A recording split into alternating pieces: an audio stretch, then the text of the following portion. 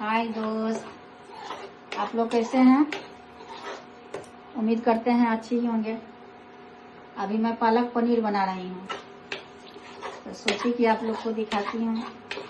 और ये पपीता का सब्जी बनाई हूँ। ये पपीता का सब्जी है जो बन चुका हुआ है।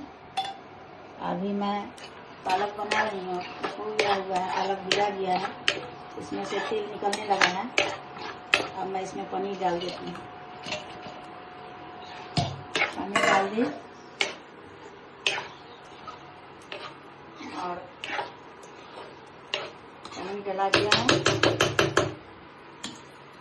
और ये जो मैं पालक पीसी थी ना, उसी का पानी है जो जार में लगा हुआ था, तो मैं इसमें डाल दी हूँ। और मैं इसमें डालती हूँ